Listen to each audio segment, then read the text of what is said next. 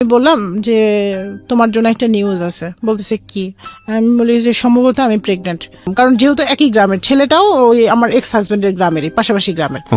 জোর করেই নিয়ে আসলো, আমরা গাড়িতে উঠবো তার 2 ঘন্টা আগে ঘটক ওই ছেলেকে নিয়ে আসলো। নিয়ে আসার পরে বললো যে ছেলে আর দেখতে আসলো। দেখতে আসার সাথে সাথে আম্মা একটা কথা বললো যে দেখো বাবা, আমার মেয়ে এরকম এরকম হয়েছে, তুমি জেনে বুঝে এসে বিয়ে করলে যদি মনে হয় তারপরে তোমার ফ্যামিলি নিয়ে এসো। ছোটবেলা মানে আমার বাবার বিয়ের পরে মার কাছে শোনা যে যখন আমি মার পেটে আসি, আমার মা আমার বাবাকে নিউজটা দেওয়ার পর আমার বাবা বলে তুমি বাচ্চাটাকে নষ্ট করে ফেলা, এখন আমাদের বেবি চাই না, কারণ আমাদের বিয়ে হয়েছে মাত্র 2 মাস আর আমি চাকরিও করি না, আমি বেকার। তো ন্যাচারালি গ্রামে তো অল্প বয়সে মেয়েদের বিয়ে হয়। তো আমার মাও বোঝে নাই, বাবা কিছু ওষুধ এনে দিছে, মা খাইছে। খাওয়ার পরে সে আমার নানিকেও বলে নাই যে সে এই কাজটা করেছে। তো আমার নানি একদিন ওষুধ দেখে বলতেছে এগুলি কিসের ওষুধ তুমি খাচ্ছ? বলে এরকম এরকম ব্যাপার মা, আমার তো পেটে বাচ্চা আসছে কিন্তু তোমাদের জামাই চায় না, তাই এই ওষুধ আনছে আমি খাচ্ছি। আমার নানি আমার মার হাত থেকে মানে ওষুধের বোতলগুলো নিয়ে একটা আছাড় মেরে ওষুধগুলো ফেলে দেয়, দিয়ে সাথে সাথে ডাক্তারের কাছে নিয়ে যায়। নিয়ে যাওয়ার পর ডাক্তার আমার মাকে বলে যে মা, তুমি ছোট মানুষ তো, তোমার বুদ্ধিতে এতটা কুলায় নাই বা বোঝো নাই, তো তোমার পেটে যে আছে এমন হতে পারে, এ অনেক ভাগ্যবান বা ভাগ্যবতী, ছেলে না মেয়ে সেটা আমরা জানি না, কিন্তু এ হতে পারে তোমার ভবিষ্যৎ সম্বল, বা এর একটা সময় ডাক্তার হতে পারে, ইঞ্জিনিয়ার হতে পারে, বা কিছু না কিছু হতে পারে, বা এমনও হতে পারে তুমি আজকে এই সন্তানটা নষ্ট করছো, কালকে তোমার গর্ভে আর সন্তান আল্লাহ নাও দিতে পারে। তখন আমার মা বলে আমি তো বুঝি নাই, না বুঝে আমি ভুল করছি, তো আমার কিভাবে সন্তানটা টিকে থাকে, ভালো থাকে, আমাকে সেই ওষুধ দেন। তখন ডাক্তার নতুন করে ওষুধ দিল, ওষুধ খেয়ে তারপর আমি যখন 6 মাস, তখন আমার বাবার ঢাকায় গভর্নমেন্ট জব হয়। আব্বা ঢাকায় চলে আসে চাকরির জন্য, আর মা আমাকে নিয়ে গ্রামেই থাকে নানি বাড়িতে। তো আমি পেটে থাকাকালীন আমার খালা বলতো যে ও তোর যে ছেলে না মেয়ে আমরা জানি না, কিন্তু যদি তোর মেয়ে হয় তাহলে আমার ছেলের বউ করে আমি নেব, তবে হ্যাঁ তোর মেয়ে যদি ফর্সা হয়, কালো হলে আমি নেব না। তা আম্মা বলতো যে আল্লাহ তাহলে তুমি আমি কালো মেয়েই দাও, আমি ওকে দিব না। মানে বোনদের মধ্যে খুব, আম্মার আবার আমার ওই খালার সাথে খুবই আন্ডারস্ট্যান্ডিং ভালো। ইভেন তারা এখনো মানে কি খেলো কি করলো, মানে আমার নিজের মা যেরকম আমাদের জন্য করে, আমার খালাও ঠিক এরকমই আমাদের জন্য করে। আচ্ছা, তো যাই হোক, আমার জন্ম হলো, আমি বাবা মার সাথে ঢাকায় আসলাম, ঢাকায় বড় হচ্ছি, লেখাপড়া করছি। আমার ওই খালাতো ভাইকেও আমার মাই পড়ায়, এবং মানে ছোটবেলা থেকে আমার মাই পালতো, যেহেতু আমার খালার আর্থিক অবস্থাটা ভালো ছিল না। ইভেন আমার বাবা লেখাপড়া থেকে শুরু করে তার সবকিছুই গাইডনেস দেয়। খালাতো ভাই বড় হচ্ছে, আমিও বড় হচ্ছি। তারপর ভাইয়া ইঞ্জিনিয়ার হলো, আমার বাবাও মানে আমাকে এসএসসি পাশ করানোর পরে এরপরে আমার নানা মারা গেল মাঝে। নানা মারা যাওয়ার পরে তখন আমরা সবাই বাড়ি গেলাম। যাওয়ার পর সবাই বলতেছে যে একটা কথা আব্বা বলে গেছে, মানে আমার নানা নাকি বলে গেছে, সেটা আমার মা জানতো না, যেহেতু আমরা ঢাকায় থেকে আমাদের ওইভাবে যাওয়া হয় না। তো বলতেছে যে আমার ওই খালাতো ভাইয়ের সাথে আমার নানা বিয়ে ঠিক করে গেছে। তো আব্বার আম্মা হচ্ছে আধুনিক মনা, তারা ওরকম কখনো ইয়া করে নাই। তো আব্বা বলে যে না, আমার মেয়ে অনেক ছোট, আমি এখন বিয়ে দিব না। আর আমার মার কথা, আত্মীয়র মধ্যে আত্মীয়তা করবো না, ও কোথাও বিয়ে করুক, ও সুখী হবে, আমার মেয়েকে আমি কোথাও দেই, আমি একটা আত্মীয় পাবো।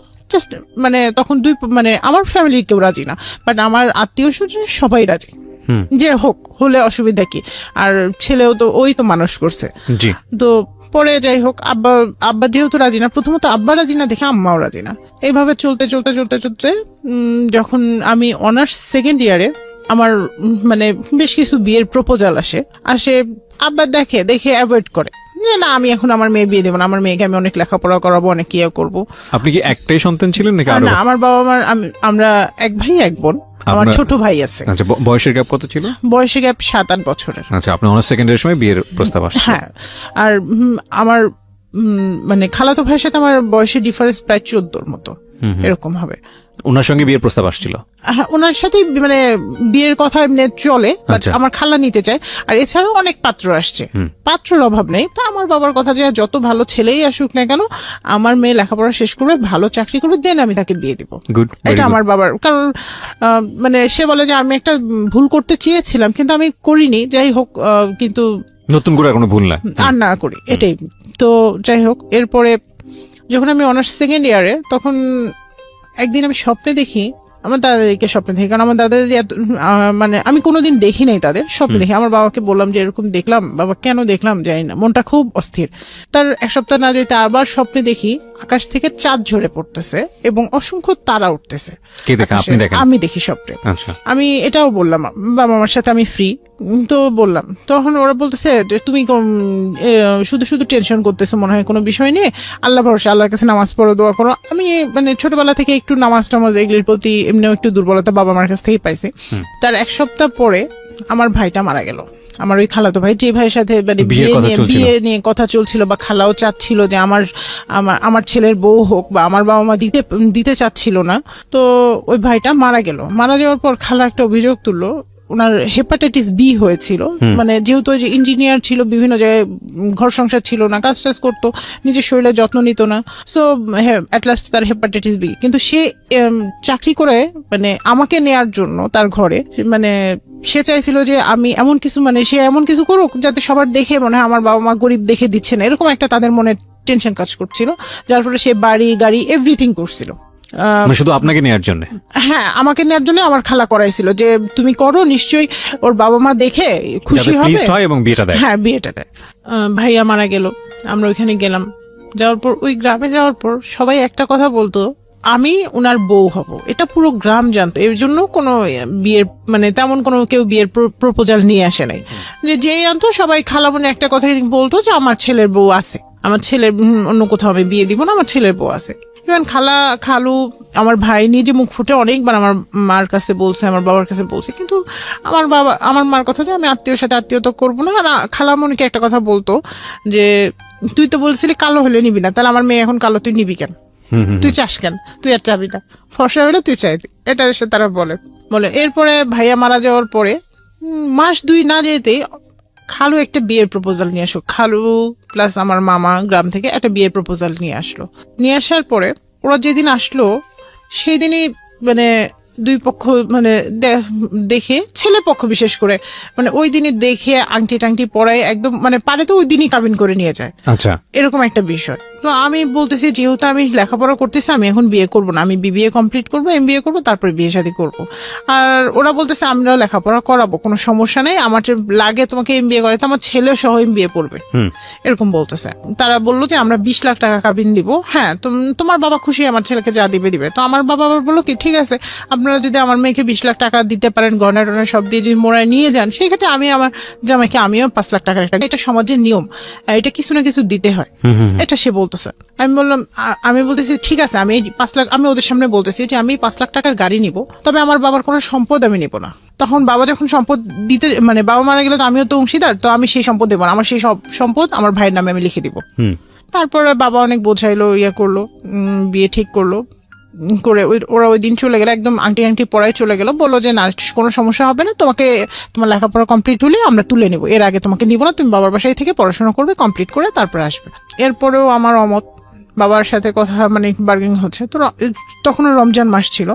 বাবা একদিন রাগ করে বলতেছে আমার মেয়ে বড় হয়েছে, এখন আর আমার কথা শোনে না, অন্য সময় আমাকে ঠিকই বন্ধু ভাবে, এখন আমার প্রতি ভরসা নেই, ঠিক আছে তোমার কোনো পছন্দ থাকলে আমাদের বলো, আমি আমার কোনো পছন্দ আমি বলবো কি। তো বাবা সেদিন রাগ করে কথা কাটাকাটি, এক কথা থেকে 2 কথা কাটাকাটি, আমিও একটু বলছি, বাবা বলছে বলে, আর বাবা রাগ করে ইফতার করতেছে না।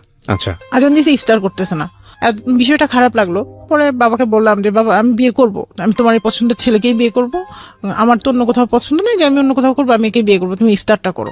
রিকোয়েস্ট করার পরে সে ইফতারটা করলো, কারণ আমি একটা মেয়ে হয়ে এটা পারি না যে বাবা ইফতার করতেছে না আমি মানে বাবার কথার অমূল্যায়ন করবো এতটা।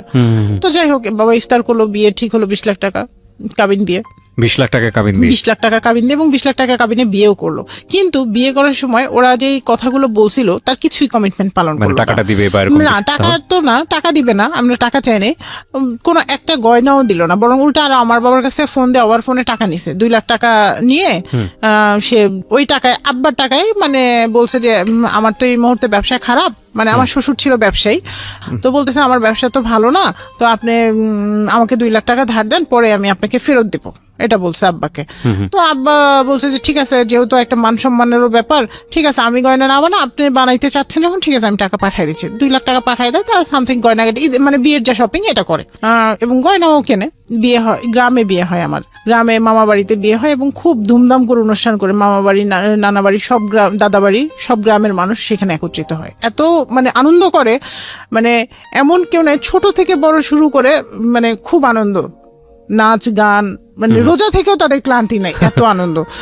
রাতের বেলায় মানে বিয়ে যে কাবিনটা হলো, এরপর সাথে সাথে আমার শ্বশুর শুরু করছে আমি আমার বউকে নিয়ে যাব, বাসায় নিয়ে যাব। আমার মা বলে, আমার মা এবং বিশেষ করে আমার মাই রিয়েক্টটা করছে যে আমার মেয়ে লেখাপড়া শেষ করলো না, আপনাদের সাথে কথা একরকম, শুরুতেই যদি কথা মানে বিয়ে দিছি মানে তুলে দিতে হবে, শুরুতেই যদি কথা দুই রকম হয় তাহলে কি হবে, তাহলে আমার মেয়ের ফিউচারটা কি হবে। তো বলতেছে যে না, আমরা 2-1 দিন রেখে আমরা আবার ঢাকায় দিয়ে আসবো। তো আমার মা বলে যে না, আমি আসছি মেয়েকে নিয়ে, আমি মেয়েকে নিয়েই যাব, লাগে জামাই যাবে সাথে, আর যদি না যায় ঠিক আছে থাকবে। পরে উনি 2-3 দিন পরে ওর কাজ টাজ গুছায় ঢাকায় আসবে, এসে বেড়াবে এবং ঈদ করবে আমাদের সাথে। তো যাই হোক, এইটা নিয়ে খুব বিশাল বড় একটা গ্যাঞ্জাম বিয়ে বাড়িতেই।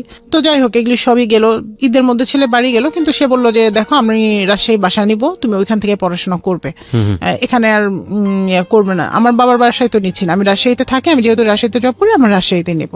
তখন আমি বললাম যে ঠিক আছে, তুমি যদি চাও তাহলে আমি যাব, কারণ আমার কাছে মনে হয়েছে যে আমার সংসারের সুখের জন্য হাজবেন্ডের কথা প্রায়োরিটি দেওয়াটা অনেক বেটার। গেলাম রাজশাহী, ওর সাথে বাসা নিলাম। বাসা নেওয়ার পরে ওরা মানে আমার হাজবেন্ডই দেখলাম যে আমার কাছে ফার্নিচার চাচ্ছিল, বলে তোমার বাবা কিছুই দিবে না, ইয়া করবে না। তো আমি বলছি যে আমার বাবা তো এগুলো শুরু হয়ে গেছে। হ্যাঁ, প্রথমে 2 দিন পরেই, মানে 2 দিন মানে সে যে বাসা নিয়েই শুরু হয়ে গেছে। তো আমার কাছে বিষয়টা প্রথম অড লাগলো। তো আমি বললাম যে কেন, ফার্নিচার দেওয়ার তো কথা ছিল না, ফার্নিচার বা যখন উঠাই দিবে তখন আমার বাবা দিবে, এখন তো উঠাই দিচ্ছে না, তুমি নিজে স্বেচ্ছায় কোথাও বাসা দিচ্ছ, সেখানে আমরা যাচ্ছি থাকছি, সেটা আলাদা বিষয়। তো আব্বাকে বললাম, আব্বা যথারীতি আমার শ্বশুরকে ফোন দিলাম, আমার শ্বশুর আবার খুব চালাক মানুষ, তো বললো যে আমার ছেলেকে আমি মানে উনি শিখাই দিয়ে উনি আবার দূরে থাকে যে না আমি বলি নাই। তো যাই হোক, এইভাবে মনে করেন চলতে থাকলো। বিয়ের পরে প্রায় 1 থেকে 1.5 বছর চলে গেল। এর মাঝে আমি জানতে পারলাম ছেলে ইঞ্জিনিয়ার না, রাজশাহীতে যে বাসা ভাড়া বা সংসার খরচটা চালায় সেটাও সবকিছুই তার মা আর বাবা বেয়ার করে। আচ্ছা, আমার কাছ থেকে সবকিছু গোপন করে। ইভেন আমার যে জামাটা, আমার যে ড্রেসটা গোপন করেছে মানে কি? আপনার বাবা খোঁজ খবর নেয়নি বিয়ের আগে? আমার বাবা ঢাকায় থাকে, খোঁজ খবর বাবার অনেক ছিল, গাফিলতি ছিল। আমার চাচা না করেছিল, অনেকেই না করেছিল, কিন্তু আমার বাবাও যে ওদের কথায় কিভাবে কি হলো তার মাথার মধ্যে না, ছেলে ভালো, ওভারঅল ভালো, বাবা এস্টাবলিশড, একমাত্রই ছেলে, তার নামে বাড়ি গাড়ি সব আছে, সমস্যা কোথায়, এরকম একটা বিষয় ঢুকে গেছিল যে না সমস্যা নাই, ইঞ্জিনিয়ার যখন লেখাপড়া করছে তখন ওই জায়গায় না করলে আমি আরেক জায়গায় চাকরি দিতে পারবো, এরকম একটা বিষয় ঢুকে গেছিল। তো যাই হোক, তার যে সার্টিফিকেট সেটাও ফেক। বুঝতে পারে আমি বললাম যে শোনো, সবই তো যা হয়েছে অসুবিধা নেই, তুমি লেখাপড়া শুরু করো, বা লেখাপড়া না করলে পাশাপাশি কিছু করার চেষ্টা করো। আমি লেখাপড়া MBA-টা ভর্তি হতে চাচ্ছিলাম, আমাকে MBA-টা এবার ভর্তি করো, কারণ অনেকদিন সময় চলে গেছে, ভর্তি করলাম না তুমি। মানে আমার বাবার আর আমার প্রেশারেই ভর্তি করলো, MBA ভর্তি করলো। কিন্তু এর মাঝে তাদের মানে বিভিন্ন সময় বিভিন্ন কিছু চাওয়া, বিশেষ করে যে গাড়ির টাকাটা চাওয়া কিন্তু বন্ধ হয় নাই। তারা গাড়ি নিবে না, কিন্তু গাড়ির 5 লাখ টাকা নেবে। আমার কাছে জিনিসগুলো খারাপ লাগতো যে আমি তো আছি, আমি তো তাদের সংসার থেকে চলে যাই নাই, যে গাড়ির টাকা তারা কেন এভাবে টাকা বারবার। তো অ্যাট লাস্ট আমার যখন MBA জোর করে ভর্তি করলো, প্রত্যেক সেমিস্টারের ফাইনাল পরীক্ষার আগে খুব গ্যাঞ্জাম করতো, মানে কোনো না কোনো অকারেন্স করতো যাতে আমি পরীক্ষা দিতে না পারি, কিন্তু আমি ওর মধ্যেই পরীক্ষা দিতাম। কখনো বাসায় অনেক মেহমান নিয়ে এসে, মনে করেন 3-4 দিন ধরে আত্মীয় স্বজন বোন টোন সব যা আছে নিয়ে এসে রাখতো, আমি ওদের রান্না শেষ করে এরপরেও দেখা গেছে যে আমি নিজের পড়াশোনাটা করে পরীক্ষা দিতে চলে গেছি। দেখা গেছে ওদের টেবিলে খাবার দিছি, দিয়ে আমি চলে গেছি, পরীক্ষা দিয়ে এসে আবার রান্না করে আবার দুপুরে খাবার রেডি করে ওদের খাওয়াইছি। নইলে তো জামাই মানুষ কথা হবে, আসছি মানে ভাইয়ের বাড়ি আসছি, ভাই আমাদের ভাবি এরকম করছে। যে মানুষ আমি মার বাড়িতে মানে কোনোদিন ভাতও রান্না করি নাই একারে, তো শ্বশুর বাড়িতে যে সব শিখে গেছি পরিস্থিতিতে পড়ে, রান্না থেকে শুরু করে সব শিখে গেছি, মেনটেন করা কিভাবে কি করতে হয় সব শিখে গেছে। এরপর আমার MBA 2nd সেমিস্টার ফাইনাল আসলো, তখন তারা মানে যখন দেখলো যে আমরা কোনো কিছু দিয়ে ওকে আটকাতে পারি না, ও পরীক্ষা দেয় এবং ভালো রেজাল্ট করে, তখন কি করলো, পরীক্ষা চলতেছে, 2টা পরীক্ষা আমি দিয়েছি, আর 2টা পরীক্ষা দেওয়ার আগে সে বললো যে গ্রাম থেকে ফোন আসলো, আমার শ্বশুর খুব মরমর অবস্থা, মানে খুবই অসুস্থ, যে মৃত্যুর সাথে পাঞ্জা লড়তেছে, এরকম শুনলে সবাই চলে যায়। আমি হচ্ছে আমার হাজবেন্ডের সাথে গেলাম, যাওয়ার সময় আমাকে বলতেছে গয়নাগুলো নিয়ে নিবে, তোমার যে গয়না আছে এখানে সেগুলো নিবে, আর অন্য কিছু নেওয়ার দরকার নেই, আর 2টা জামা কাপড় যা লাগে টুকটাক নিও, কারণ এটা ওদের প্ল্যান ছিল, আমি জানতাম না। তো যাওয়ার পরে আমি দেখি আমার শ্বশুর অতটা অসুস্থ না। তো আমি বললাম যে দেখো আমার তো পরীক্ষা, তা আমি পরীক্ষাটা দেই। ও হ্যাঁ, ও আবার আমার সাথে MBA ভর্তি হয়েছে, কিন্তু পড়াশোনা ফেক সার্টিফিকেট, ওরা আবার সার্টিফিকেট দিতে বলছিল, ও দিতে পারে নাই। ও তখন ওইখানে বলছিল যে আমি সার্টিফিকেট আমি পরে দিব।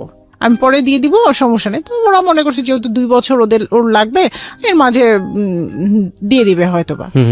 তো যাই হোক, পরে আমি পরীক্ষা, ও তো 1 সেমিস্টার দিছে, আরেক সেমিস্টার পরীক্ষা দিবে না, বলতেছে আমি এই সেমিস্টারে টাকা ফিও জমা দিই, পরীক্ষাও দিবে না।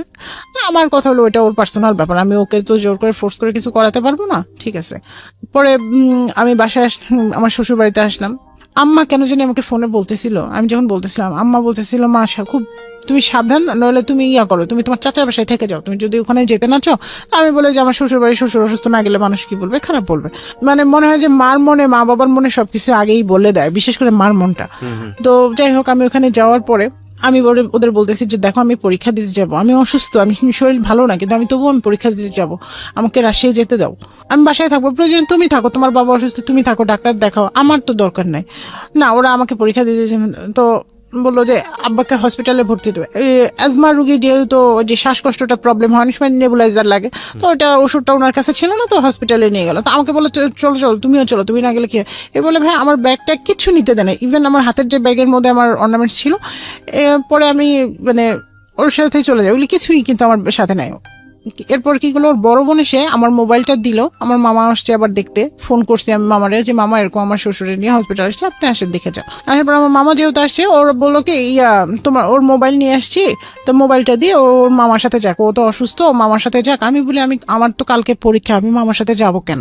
আপনারা ঠিক আছে গেলে, আমার অ্যাডমিট কার্ডটা তো সব বাসায়, আমার বাসায় চাবি এগুলি দেন, ব্যাগটা দেন, আমি বাসা থেকে রেডি হয়ে তারপর যাবো। তো বলতেছে না পরীক্ষা দেওয়া লাগবে না, তোমার এবছর পরীক্ষা দেওয়া লাগবে না, তুমি পরে পরীক্ষা দিবা। আমি কি পরে পরীক্ষা দিতে পারবো না? ছেলের হচ্ছে, আমি পরে পরীক্ষা দিতে পারবো না, এ বলে মামার সাথে এক কাপড়ে পাঠাই দিল। দেওয়ার পর আমি সেদিন থাকলাম সারাদিন, কোনো ফোন নাই, ওদের কোনো ফোনও নাই, কিছু নাই। পরে আব্বা বললো যে দেখো মা, তোমার তো কাপড় চোপড় কিছুর দরকার নেই, আমি সব তোমাকে আবার দেবো, তুমি আমার একমাত্র মেয়ে, আর আমার যা আছে সব তোমাদের 2 ভাই বোনের, এখানে অন্য কোনো ব্যক্তির না। তুমি পরীক্ষা দিতে চাইলে আমি সব অ্যারেঞ্জ করে দিচ্ছি, তুমি যে পরীক্ষা দিয়ে আসো, তোমার চাচা বাসায় তুমি থাকবা। ওরা আমার ব্যাগ থেকে চাবি, অ্যাডমিট কার্ড, গয়নাপত্র যা আছে এভরিথিং রেখে দিছে, কোনো কিছুই আমাকে দেয় নাই। হাত ব্যাগটা শুধু ওই যে মোবাইল সহ হাত ব্যাগটা দিয়েছে, তাও ওটা হাত ব্যাগটা দিয়েছে পরের দিন সকালে ওর এক দুলাভাই যে দিয়ে আসছে যে বউয়ের এখানে ওষুধপত্র আছে, লাগবে নাকি, এটা দিয়ে আসছে। যাই হোক, তো আমার পরীক্ষা, আমি বলতেছি তাহলে আর আমার এখানে বুঝছি ওরা আর কেউ আমার সাথে যোগাযোগ করবে না, আমি ওদের আর কোনো পারমিশনের অপেক্ষা না করে আমি ভোর সিংড়া থেকে ভোর 5টার সময় উঠছি, উঠে আমার এক মামাকে সাথে করে নিয়ে আমি চলে গেছি রাজশাহীতে যেয়ে প্রথমে আমার চাচা বাসায় উঠছি। ওঠার পর চাচা পরে সাথে আরেকজন লোক দিয়ে পরীক্ষার হলে পাঠিয়ে দিচ্ছে, যে বলা যায় না ওরা কোনো ক্রাইম করে বসে কিনা। পরীক্ষা দিলাম, পরীক্ষা নিজের মতো দিয়ে পরে আব্বা আবার টিকিট কেটে দিল, আমি ঢাকায় ব্যাক করলাম। আব্বা বলে যে ওখানে ফিরে যাওয়ার দরকার নেই, তুমি এভাবে পরীক্ষা দিছো, এর ফল ভালো হবে না, তো তুমি ঢাকায় ব্যাক করো। তো আমি ঢাকায় চলে আসলাম, এক কাপড়েই ঢাকায়, শীতের সময় ছিল, কাপড়ও তেমন কিছু ছিল না, ট্রেনে করে আমি ঢাকায় চলে আসলাম। আসার পরে বাবা বললো যে দেখো, তুমি যদি এত কিছুর পরেও যদি তুমি ওই সংসারে ফিরে যাও, তাহলে আমি যখন মারা যাব তখন তুমি আসবে, তার আগে আসবে না। আমি ঠিক বুঝলাম না আপনার কথা, বাবা এই কথাটা কেন বলছে? মানে বাবা দেখতেছে আমার মেয়ের অনেক কষ্ট হচ্ছে, ইভেন তারা লেখাপড়া করতে দিচ্ছে না, আমার একটা ভুল হয়ে গেছে। বাবা বলতেছে কাবিনটা তো আসলে বিষয় না, যেহেতু সে বারবার তারা টাকা চাচ্ছে, তারা তোমার কোনো করতেছে না, কেয়ার করতেছে না।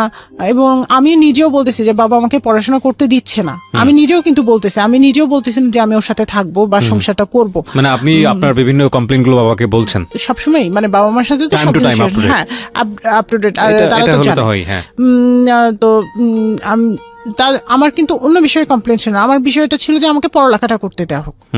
ঠিক আছে, তোমরা টাকা চাচ্ছ, তোমরা নিচ্ছ, সেটা আলাদা বিষয়, কারণ আমার বাবার প্রথম ভুলটা করছে যে 5 লাখ টাকা দিতে চাইছে, এটা হচ্ছে আমার বাবার প্রথম ভুল ছিল যেটা।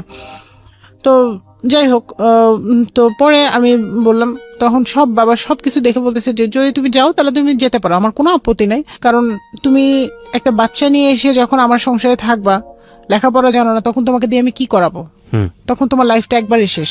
ইভেন আমার কয়েকজন ফ্রেন্ডও বোঝালো আমাকে। এটা কে বলেছে আপনাকে? এটা আমার বাবাই বললো আমাকে, আমার বাবাই বললো, ইভেন প্লাস সাথে আমার কিছু ফ্রেন্ডরাও বললো, ফ্রেন্ডরা বললো যে তারা কেউ মেজর পারসন, কেউ আর্মি পারসন, মানে বড় বড় অনেক উপরে, কেউ পজিটিভ বলছিল না, বলছিল না ঠিক আছে তোমার এখানে গিভ আপ করাটাই শেষ। হ্যাঁ, কারণ তুমি যেহেতু এইভাবে ফাইট করে সে পরীক্ষা দিছে, এখন তুমি ওই সংসারে গেলে তোমাকে ওরা এমন ভাবে টর্চার করবে যেটা বিগত দিনে করে আসছে। আমি মানে বললাম না যে ওদের টর্চারের ইয়াটা, তো যেটা বিগত দিনে করছে, ইভেন তারা আমার মামাকে বলেই বসছে, বড় মামাকে বলছে, বাজারে দেখা হয়েছে একই গ্রামে যেহেতু।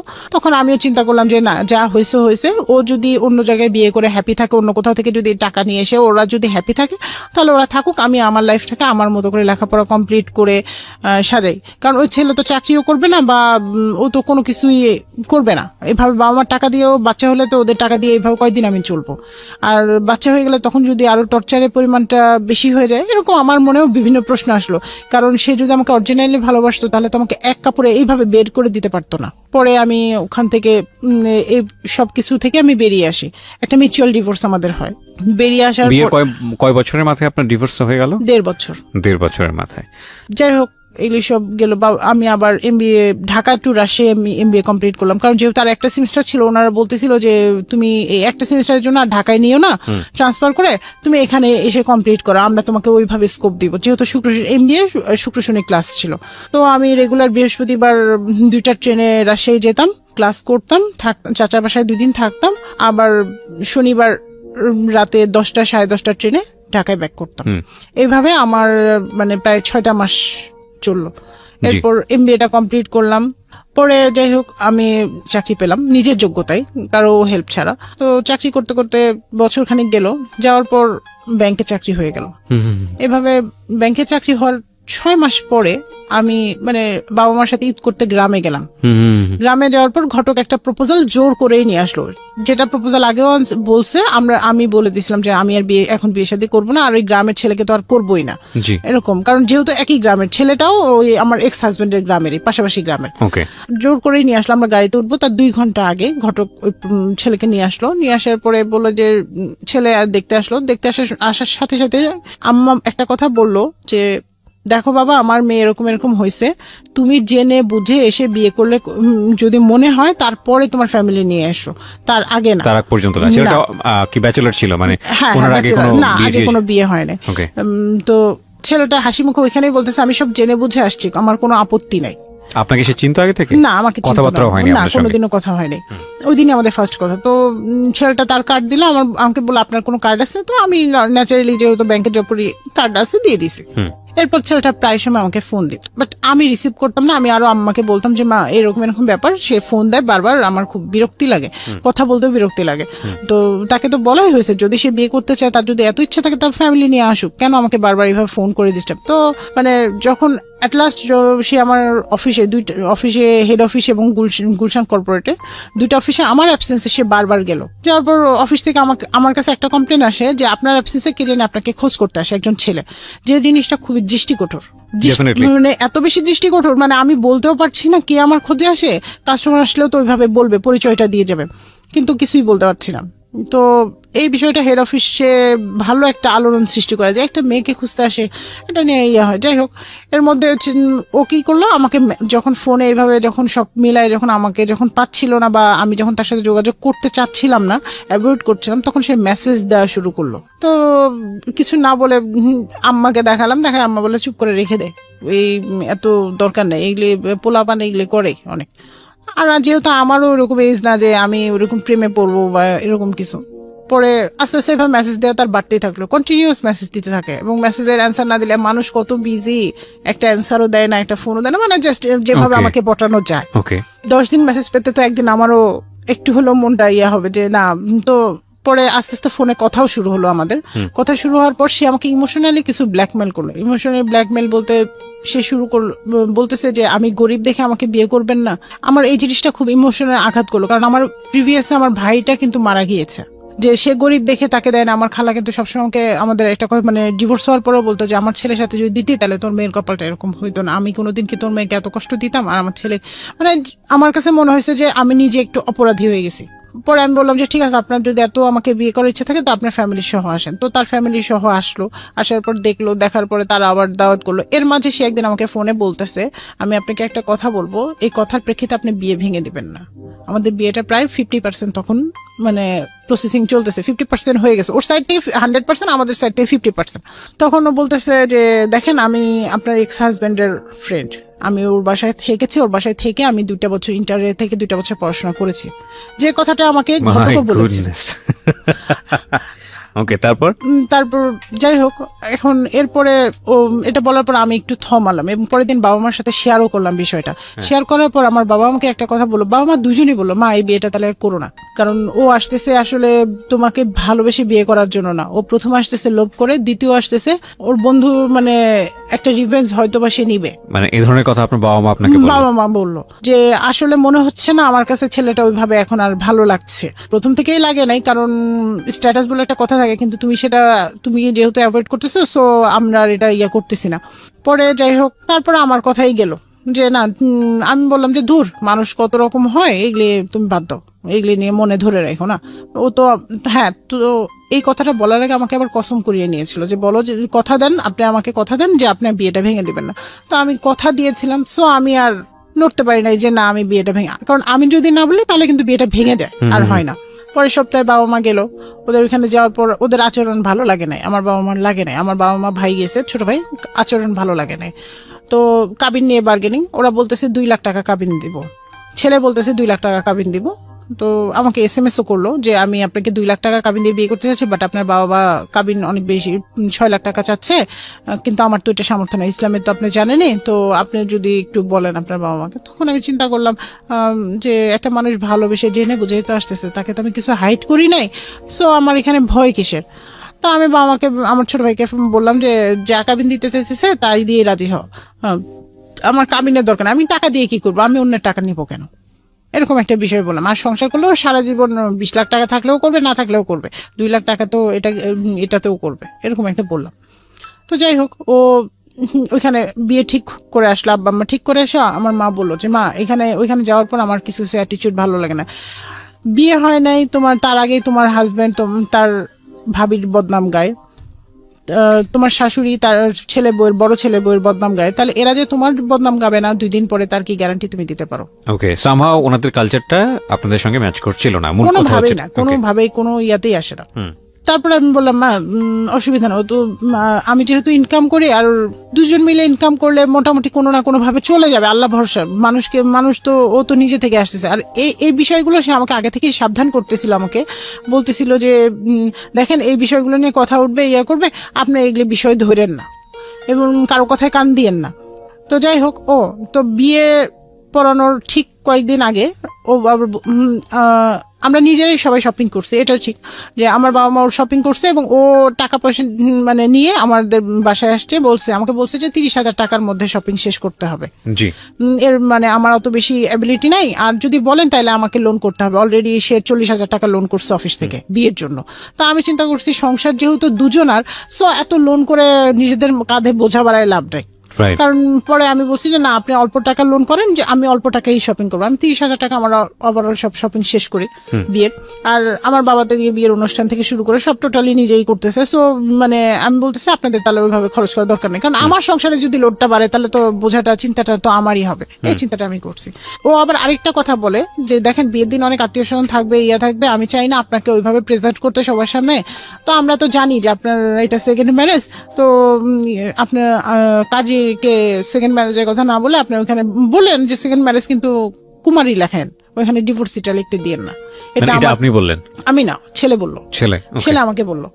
তো আমি এটা বাবাকে সকালে বললাম, বলার পর বাবা বললো যে মানে একটু বাঁকা ভাবেই নিল, তো বললো যে আচ্ছা ঠিক আছে, ওটা যদি ওরা যদি কাজীকে বলতে পারে, ম্যানেজ করতে পারে, আমার এটা নিয়ে কোনো নেই, সে নেই। কাজী আসলো, কাজী আসার পর আব্বা বলে কি যে দেখেন বিয়েটা হচ্ছে শরিয়া সম্মত হইলো কিনা আপনি সেইটা বিষয়, কুমারী না ডিভোর্সি এটা তো বিষয় না, আপনি তো এটা তারা জেনে বুঝে করতেছে, এটা তো ফ্যামিলিগত ভাবে বিয়ে, আর এটাতে এমন না যে 20-50 লাখ টাকা কাবিন, যেখানে আমার এইটা লিখতেই হবে, এখানে মাত্র 2 লাখ টাকা কাবিন, এটা তো কাবিনের মধ্যেও পড়ে না, কারণ এটা হচ্ছে 2014 সালে।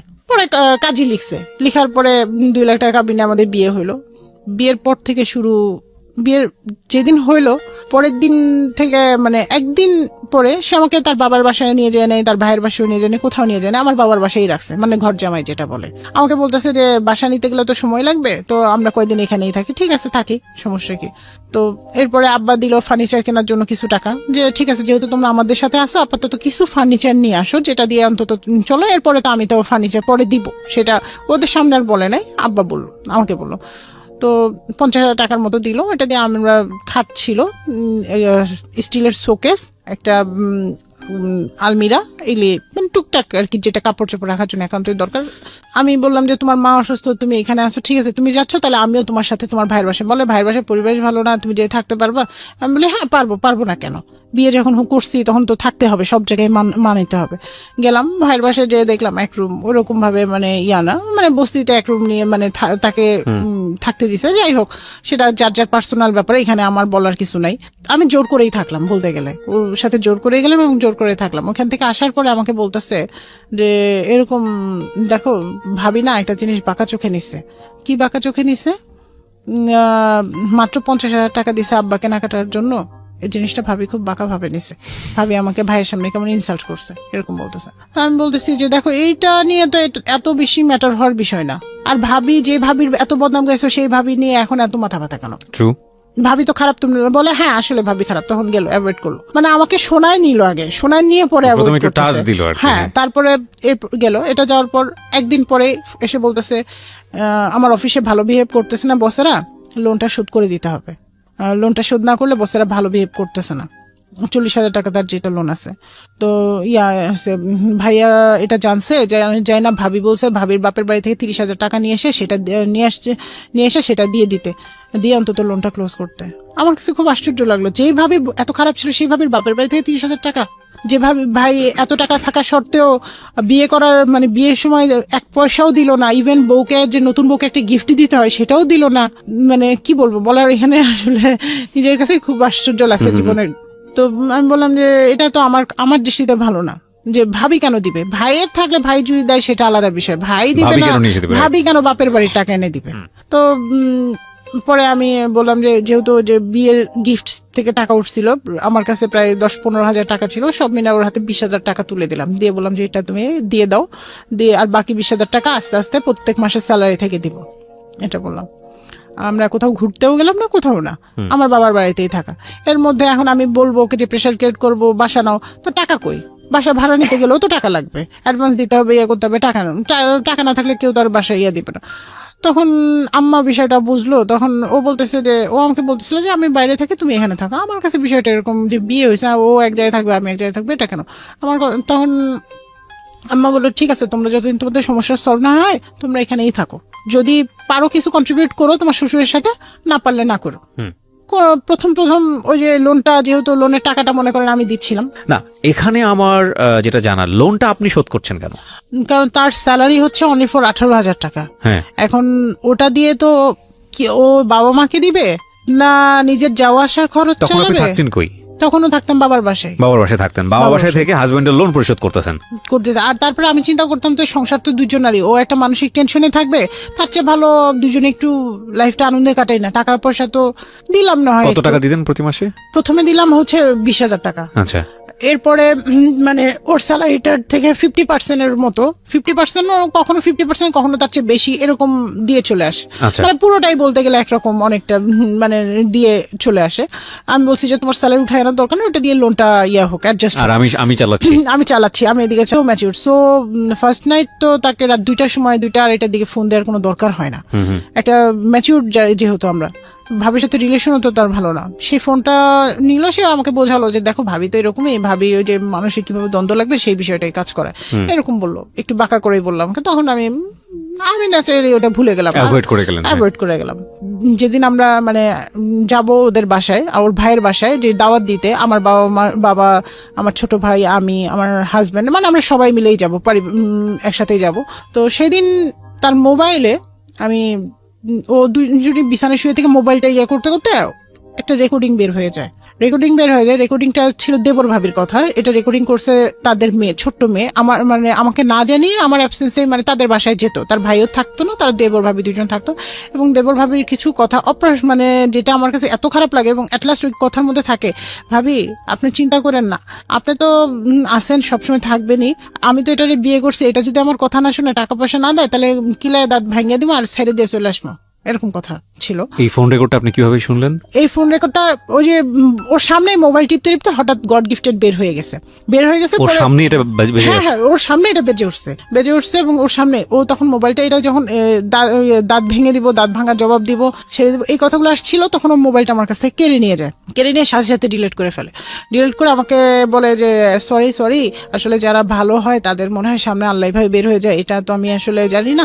আমি ভাবিকে গেছিলাম যে যেহেতু তোমার লামিয়াকে দেখতে গেছিলাম, ও ছোট, খুব কাঁদতেছিল আমার জন্য, আমি এই জন্য গেছিলাম যে ভাবি বিভিন্ন কথা বলতেছিল, তো বলে আসছি যে ভাবি মনটা খুশি থাক, আমার কি, আমার তো এই ভাবিকে মন খুশি করার জন্য বলছি, এটা আবার লামিয়া রেকর্ড করে ফেলছি, তুমি এটা নিয়ে প্লিজ এরকম করো না, ভেবো না, কোনো টেনশন করো না, কোনো করো না। তারপর যাই হোক এটা আমাকে বোঝাইলো। তখন আমি চিন্তা করলাম যে কারোর মধ্যে অশান্তি বা কোনো কিছু ধরে রেখে লাভ নেই, ঠিক আছে, আমি যদি একটা করি তা আমার বাবা মা আরো কষ্ট পাবে, কারণ আমার বাবা মা তো না করছিল, আমি তো শুনি নাই, আমার এই জিনিসটা আসলো। তো আমি চিন্তা করলাম যে দেখ, খারাপ যদি হয়ে থাকে, খারাপকেও তো মানুষ ভালো করতে পারে, আমিও চেষ্টা করে যাই, আমি তো খারাপ না, বা আমি তো কারোর সাথে খারাপ করি নাই।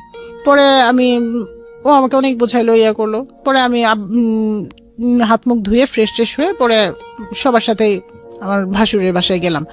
ঈদ করার পরে আমরা সবাই ঘুরলাম ফিরলাম, আনন্দই করলাম। এভাবে আমি লোন পরিশোধ করে মানে প্রায় শেষের দিকে চলে আসছিল লোন, ওই মাসে লোনের টাকাটা দিলেই প্রায় শেষ। তো তখন আমি আবার জানতে পারলাম, ও বলতেছে যে ফোনে আমাকে বলতেছে যে একটা কথা বলবো, তুমি রাগ করবা না তো? বলছি কি বলবা, তুমি রাগ করার কি আছে? বলে যে তুমি শুনলে তো রাগ হবা। তো এরকম আমার আরো আগে, বিয়ের আগে 20,000 টাকা আরো বেশি লোন ছিল, বিভিন্ন প্রজেক্টে করছি, তখন টাকাটা রিটার্ন দেনে খরচ হয়ে গেছে সংসার বিভিন্ন কাজে, তো আরো 20,000, তার মানে লোনটা বেড়ে দাঁড়ালো 40,000 থেকে 60,000। তাহলে এই 20,000 টাকাও পরিশোধ করতে হবে। ইন দ্য মিন টাইম ফোনের মানে ওদের কথোপকথন রেকর্ডটা আপনি শুনে ফেলছেন। আমি তো ওই যে মন খারাপ করলাম, তারপর মিলে যাচ্ছে আর কি। হ্যাঁ, সব মিলে যাচ্ছে। তো পরে যাই হোক, আমি মানে কি বলবো আসলে এই বিষয়গুলো, মানে বলার মতো, মানে কাউকে কিছু বলবো, সবাই বলবো যে শুরুতে তোমার এত যদি সমস্যা হয় তাহলে আর বাকিটা জীবন কিভাবে চলবা, সবাই এরকম হয়তো বা বলবে, বা কিছু না কিছু হয়তো বা বলবে, এই জন্য আর কাউকে কিছু না বলে এইভাবে চলতে থাকলো। আর বাবা আমার বাসায় থাকলাম, ওই টাকাটাও আমি বললাম যে ঠিক আছে তাহলে আমি এই টাকাটাও করতেছি।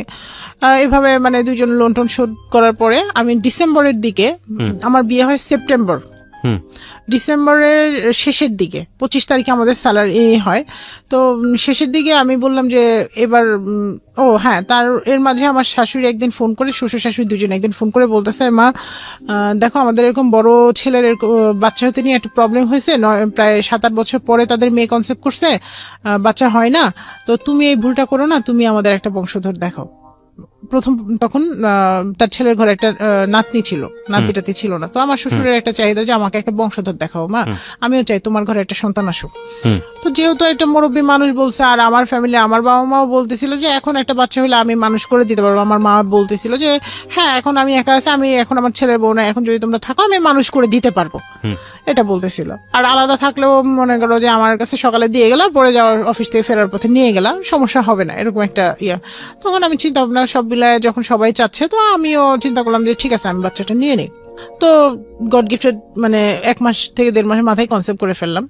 ডিসেম্বরে যেহেতু আমি কনসেপ্ট করে ফেলছি, আমি একবারও গ্রামে যাই নাই। তো আমি ওকে বললাম যে দেখো মোটামুটি আমাদের লোনটা প্রায় শোধ হয়ে আসছে, এখন এই মাসে চলো আমরা তোমার গ্রামের বাড়ি থেকে ঘুরে আসি। সে বলতেছে না, গ্রামের বাড়ি যাবো, আমার কোনো টাকা পয়সা নেই, আমার হাতে কিছু নেই, তোমার বাবা মাকে গেলে প্রথম নতুন মানুষ দিতে হবে, করতে হবে। তো আমি বললাম যে ঠিক আছে সব আমিই কিনবো। এই বলে আমি নিজে ওর সাথে যে আমি সবার আত্মীয় স্বজন মানে যার যা কেনাকাটা করা, প্লাস হচ্ছে বাজার করার জন্য আলাদা করে টাকা রাখা, সব কিছু করে ওর হাতে দিলাম, হিসাব করে আলাদা আলাদা হিসাব করে, এই 5,000 দিয়ে এই শপিং, এই 5,000 দিয়ে এই খাবার দাবার, এইভাবে হিসাব করে তার হাতে দিলাম। আমার বাবা এদিকে গাড়ি ঠিক করে বলছে ঠিক আছে আমার মেয়ে জামাই যখন যাবে তাহলে একবার আমি আমার গ্রামও ঘুরে দেখায় নিয়ে আসবো আমার জামাইকে, আর জামাই মেয়েও যাবে, যে ওদের গ্রামটা ঘুরে দেখে আসবে, একটা পরিচিতি হয়ে যাবে, গেট টুগেদার হয়ে যাবে। যাওয়ার পরে আমার শ্বশুরকে সবাইগুলি দিলাম, ও আমাদের বাড়ি ঘুরলো, আমি ওদের বাড়ি ঘুরলাম। যে ভাইয়া বিশ্বাস করবেন, আমি যে ওইখানে যা দেখি ওদের বাড়িতে, মানে আমার মামা এই কথাটা আমাকে বলছিল দেখে যে তুমি আসলে এখানে দিও না, কিন্তু ওই যে আমার ইয়াতে আমার ফ্যামিলি দিল, তো যে দেখি ভাই মানে শোয়ার মতো একটা খাটও নাই। তো আমি সবকিছু চিন্তা করলাম যে যাক নাই অসুবিধা নাই, আমি তো আছি। তো আমি বুঝলাম যে ওর ওইখানে যেহেতু গ্রামে মানে সবাই মানে এই জন্য আমাকে নিতে চায় না, যে নিলে তার পরিবেশটা আমি জেনে যাবো, সব মিলায় তাকে আমি ওইভাবে হয়তো বা ট্রিট করবো, সব মিলায় সে নিতে চায় না। এবং তার মানে সবার সামনে তার ইমোশনটা বোকা মানে সবাই জানে খুব ভালো ছেলে, কিন্তু তার যে ক্যারেক্টার বা তার যে টাকা পয়সার চাহিদা বা সেটা তো শুধুমাত্র আমি জানি। এখন আমি গেলে তো এই জিনিসগুলো সবার সামনে ওপেন হয়ে যাবে, যে জিনিসটা সে মানে চাচ্ছিল না ওপেন করতে। পরে যাই হোক আমি ওইখান থেকে আমরা আবার একদিন থেকে 2 দিন পরে আমরা আবার ঢাকায় ব্যাক করে অফিস টফিস সবাই শুরু করি। এর মধ্যে আমি তার মানে সে বলতেছিল আমার এই চাকরিটা ভালো লাগতেছে না, এখানে চাকরি সুইটেবল না, আমাকে অন্য কোথাও মানে তার ডিমান্ডই কিছু মানে ভালো চাকরি দাও। তো আমার বাবা বললো তা তুমি আমার মেয়ের ব্যাংকে জব করবা? তো বললো যে হ্যাঁ করবো, ব্যাংকে জব করবো, কোনো সমস্যা নেই। তো আব্বু ওইভাবে ট্রাই করতে থাকলো যে ঠিক আছে দেখি ব্যাংকে যদি হয়, লবিং টবিং ধরে যদি হয়, চিন্তা ভাবনা করলো। গেল তার ইন্টারভিউ কল করলো, ইন্টারভিউতে গেল এবং ইন্টারভিউতে এমন কিছু ভুল করলো যে ভুলগুলো মানে একটা এডুকেটেড ছেলে করতে পারে আমি কখনো কল্পনা করি নাই। সে ইন্টারভিউ বোর্ডে হাত নাড়ায় কথা বলছে এবং মানে তাদের পছন্দ হয় না মোট কথা। পরে ওরা এটা ওকে ডিনাই করলো যে না আসলে ও তো যোগ্য না। যাই হোক পরে আমি বললাম যে ঠিক আছে এখানে যেহেতু সমস্যা হয়েছে আরো অনেক জায়গায় পরীক্ষা দিবা, তুমি এখান থেকে শিখে তুমি পরে অন্য জায়গায় আরো ভালো বেটার করবা। ও মাঝে মাঝে বললো দূর আমার ভালো লাগে না, আমাকে সুইসাইড করতে মন চায়, মনে হয় যে ট্রেনের নিচে মাথা দেই, জীবন ভালো লাগে না। মানে আমার কাছে এসে খুবই ফ্রাস্ট্রেশন, মানে আমাকে ভালোবাসবে, আমি যেহেতু একটা প্রেগনেন্ট, ভালোবাসবে কোথায়, আমাকে এসে ফ্রাস্ট্রেশন দেখায়। আচ্ছা। তো আমি নিজে এইভাবে জব করি, পারলে বাবা মার সাথে কিছু কন্ট্রিবিউট করি, না পারলে নাই। ও মানে ওর টাকা লোন পরিশোধ শেষ, সব শেষ, এগুলি পার্ট শেষ। এরপরে ওর বাবার ক্যান্সার ধরা পড়লো। ওহো, এটা আরো একটু মানে আমার শ্বশুর যেহেতু ক্যান্সার ধরা পড়ছে আমারও খারাপ লাগছে যে একটা মানুষ অসুস্থ। তো ওনার ট্রিটমেন্ট চলতেছে। তখন আমার 3 মাস, বেবি পেটে 3 মাস। তো আমি কি করলাম, একদিন তাকে মানে সে বেতন পাইলো, আমি কখনো আমার শ্বশুর শাশুড়িকে কিছু দিবে সেটার জন্য আমি কোনোদিন কথা বলিনি, কিন্তু আমি তাকে জিজ্ঞেস করলাম যে তুমি কালকে স্যালারি পেলে, যেহেতু এই পর্যন্ত আমি তার সব দায়িত্ব পালন করে আসছি, তো তুমি স্যালারি পাইলা, কয় টাকা কি খরচ করলা, কারণ এখন তো লোন নাই, টাকাটা কোথায় কিভাবে খরচ করলো আমি সেটা হিসাবটা চাইলাম, কয় টাকা খরচ করলে কি। সে আমাকে হিসাব দিল না, উল্টা মানে আমার বেবি পেটে আছে আমাকে ধাক্কা দিয়ে ফেলে দিল। এই প্রথম গায়ে হাত তুললো? হ্যাঁ মানে ধাক্কা দিল যে তুমি সরে যাও, তুমি এগুলি জিজ্ঞেস করতেছো কেন। আম্মা আবার ওটা দেখতে পেলো, দেখতে পেয়ে আম্মা বললো কি মানে আম্মা মানে হচ্ছে আপনার শাশুড়ি? আমার মা। আপনার মা? হ্যাঁ মানে যেহেতু আমাদের বাসায় আছে, আম্মা যে কোনো কারণে মানে আপনার বাসায় আপনার গায়ে এরকম ধাক্কা দিল? হ্যাঁ সে দিল, দেওয়ার পর সে কি করলো দিয়ে আম্মা দেখতে পেয়ে আম্মা আবার বললো কি বাবা তুমি বাইরে কোথায় যাচ্ছিলে সেখানে যাও, ঘরে কথা কাটাকাটি করো, ওটা এরকম একটু বললো। আমি বললাম যে প্লিজ তুমি এখন এই মুহূর্তে যাও না, তুমি বসো। তুমি পরে ও একটু বসলো, বসে ও চলে গেল, ওর কাজেও চলে গেল।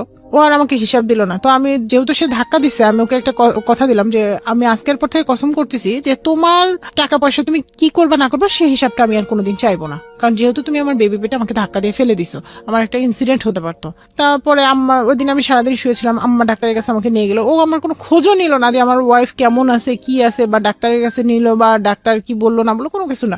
আম্মার নিজের পকেটের পয়সা দিয়ে চিকিৎসা করে আসলো, কারণ আমার টাকা মনে করেন ওইভাবে আর নেই, আমার যাওয়া আসা সব মিলে অত মানে আর থাকে না আমার হাতে যে আমি ডাক্তার দেখাবো বা এক্সট্রা কোনো খরচ করবো। ইভেন আমার খাবারটাও আমার বাবাই কেনে, এক্সট্রা যে খাবারটা সেটাও আমার বাবা কেনে। আমার হাজব্যান্ড কোনোদিন এনেও বলে না যে এটা আমি আমার ওয়াইফের জন্য আনছি বা এটা সেটা। তো যাই হোক, এরপরে 1 মাস পরে আর 1 মাস পরে, ওটা ছিল মার্চ মাসে, সে কি করলো আমার সাথে ফোনে আমি ফোন দিছি যে কখন কি অবস্থা, বাসায় কখন আসবে। ফোনে আমাকে এত নোংরা ভাষায় গালাগালি করলো, আর তোর বাসায় আমি যাবো না, আমার এভাবে বলতে, তোর বাসায় আমি যাবো না তুই। আর ওর মুখের ভাষাটা খুবই জঘন্য খারাপ ছিল, যে গ্রামের ছেলেরা যেরকম আর কি জঘন্য ভাষায় গালাগালি সেইগুলি করতো। আম্মা ও বাসায় গেছে, আম্মা ফোন দিছে যে ও এরকম বাসায় আসছে, তো এটা আমাকে জানাই দিল যাতে আমি টেনশন না করি। আমি বাসায় আসার পরে সে আমার সাথে শুরু করলো, তা আম্মা আবার এসে বুঝাইলো, অনেক বুঝাইলো, দুজনকেই বুঝাইলো যে দেখো তোমরা তো জেনে বুঝে বিয়ে করছো, তোমাদেরই তো কেউ জোর করে বিয়ে দেয় নাই, আর কেউ ইয়াও করে নাই, ফোর্সও করে নাই। আর ওর যে সিচুয়েশন সেই সিচুয়েশনে যদি তোমরা এরকম ইয়া করো, তো যাই হোক বুঝাইছে। পরের দিন কি করলো, ও সকালবেলা উঠেই ওর ব্যাগপত্র এবং ওর সার্টিফিকেট, ওর টাকা পয়সা আর ওর কাপড় চোপড় সবসময় আব্বা ইস্ত্রি করে নিয়ে আসতো, আব্বার কাপড়ের সাথে আব্বা, ও কোনোদিন একদিনও নিজের কাপড় নিজে ইস্ত্রি করে নাই বা নিজে নিয়েও যায় নাই। আমাকে বললো যে আমার কাপড় চোপড় দাও, তা আম্মা বললো যে ওই যে ইস্ত্রি করে আসছে, ব্যাগটা নিয়ে এসে আম্মা আবার বের করে সুন্দর মতো ইস্ত্রি করার কাপড়গুলো দিয়ে দিল, যে ওর কাপড় ও চাচ্ছে ও নিয়ে হয়তো বা আমাকে বলতেছে আমি ইন্টারভিউ দিতে যাবো একটা, ওইখানে আমার গাজীপুর যাবো, আমি 2 দিন পরে আসবো, এটা বলতেছে। আমি বিশ্বাস করে আমি বললাম যে ঠিক আছে, আমার শ্বশুরকে আমি জানাই দিলাম। ও বাসা থেকে বের হয়ে গেল, যার পর আমার শ্বশুরকে বললাম, বলার পর বললো আচ্ছা ঠিক আছে। ও কি করলো, ও গাজীপুর গেল না, ইন্টারভিউ দিতে গেল না, ও ভাইয়ের বাসায় গেল। ভাইয়ের বাসায় যে বসে আছে, বসে থেকে আমাকে ফোন দিছে, বলছে যে তোমার বাসায় আমি আর যাবো না, যদি যাই তো তোমার বাবা মা আমাকে একটা মোটরসাইকেলের 2 লাখ টাকা দিবে। মোটরসাইকেল দিবে সেটা আলাদা বিষয়, কিন্তু মোটরসাইকেলের জন্য 2 লাখ টাকা দিবে এটা কেমন বিষয়? আমার তো 50,000 টাকা দিলেও মোটরসাইকেল কিনতে পাওয়া যায়, যদি এতই মোটরসাইকেল আমাদের দরকার হয়। আর আমাদের তো মোটরসাইকেলের দরকার নাই, আমি মোটরসাইকেল দিয়ে কি করবো যেখানে আমরা ইয়ে করতে পারতেছি না। না মানে তার শর্তই এটা, মোটরসাইকেল দিতে হবে এখন, মানে মোট কথা হলে টাকার দরকার তার। তখন আমার মা দেখলো যে মেয়েটা তো খুব খারাপ অবস্থা। এদিকে আমার শ্বশুর শাশুড়ির সাথে কিন্তু আমি কন্টিনিউস ঘন্টার পর ঘন্টা ফোন দিচ্ছি যে মা আপনার ছেলেকে বোঝান, আসতে বলেন, বাসায় আসতে বলেন, এইরকম অবস্থা, আমার শরীরে একটা ক্ষতি হয়ে গেলে তখন কে রেসপন্সিবিলিটি নেবে? সে বাসায় আসলো না, ইভেন আব্বার হাতে ফোন দিলে আব্বার ফোনও ধরলো না। পরের দিন সে আমাকে ফোন দিয়ে বলতেছে যে ঠিক আছে, আমার শ্বশুরও বলছে, আগে আমার শ্বশুর শাশুড়ি বলছে, আমার ফোন রাতে আব্বা অফ করে দিছে, যে এত কথা বলে এত লোড নিলে আমার মেয়েটা তো বাঁচবে না, কারণ একটা অ্যাক্সিডেন্ট হইলে তো 2টাই যাবে। তো পরে আর ওই সময় আমার এমন মানে অস্থির লাগতো, মানে আমি নিজেও স্থির থাকতে পারতাম না, মানসিক একটা প্রেশার। সকালবেলা আমার শ্বশুর আম্মার মোবাইলে ফোন দিল, আমার ফোন বন্ধ পেয়ে ফোন দিল, দিয়ে বলতেছে যে মা যাই হোক অনেক কিছু হয়েছে, তুমি একটু তোমার মারে নিয়ে বা তোমার বাবারে নিয়ে যাও, যাই আমার ছেলেরে নিয়ে আসো, ভাইয়ের বাসায় নিয়ে আসো, আমার ছেলে বোকা, বয়স নেই তো, আর শ্বশুর বাড়ি থেকে রাগ করে গেছে, লজ্জা আসতে পারতেছে না। তো আব্বা বলে ঠিক আছে আসতে পারতেছেন, তাহলে তোমার ছোট ভাইরে পাঠাই, আমাদের যাওয়ার দরকার নেই, তোমার ছোট ভাইয়ের সাথে চলে আসবে, সে তার যদি এতই লজ্জা থাকে। তখন ও বলে যে ও আমাকে ফোনে বলতেছে যে দেখো তোমার ছোট ভাই আসলে আসবো না, তুমি আর তোমার মা অথবা তোমার বাবা যে কোনো একজন আসতে হবে। তো গেলাম আমি, আমার মা বললো যে ঠিক আছে যা হয় হবে, কি বলে সেটাই শুনি, যাই কি হয়েছে দেখি কি বলে, কারণ আমার মেয়ের জীবন আগে না আমার অন্য কিছু আগে। গেল, যাওয়ার পর সেখানে যাওয়ার পর তার ভাবি তো অসংখ্য মানে উল্টাপাল্টা কথা শোনাইলো আমাদের, অনেক কথা যেটা মানে বলার মতো না। আমার দেবররে কি দিছেন, আমার কি দিছেন, আপনাদের সাথে বিয়ে দিছি দেখে আমার দেবররে এরকম নির্যাতন করতেছেন, শারীরিক মানসিক টর্চার করতেছেন, মানে অনেক কথা, আরো কথা বললো। আমাদের যত অকথ্য ভাষায় গালাগাল করা যায় তার ভাই শুনলো, সেও শুনলো। তখন আম্মা কিছু কথা সে মিথ্যা বলছিল, আম্মা মুখের উপর বললো যে বাবা তুমিও তো একটা মায়ের সন্তান, তুমি তো বলো এই কথাগুলো, তোমাকে আমি কোনোদিন বলছি? সে বলে না। তাহলে তুমি এখানে এসে কেন মিথ্যা কথাগুলো বললা, কেন তোমার বাবার কাছে মিথ্যা কথা বললা? বলে আমি তো বলি না। তখন আমার মা বলতেছে দেখো তুমি বড় ভাই, তুমি তোর বড় ভাই তোমার সামনে আছে, সো তুমি বিচার করো এখন যে এই ছেলেটা কেমন মিথ্য।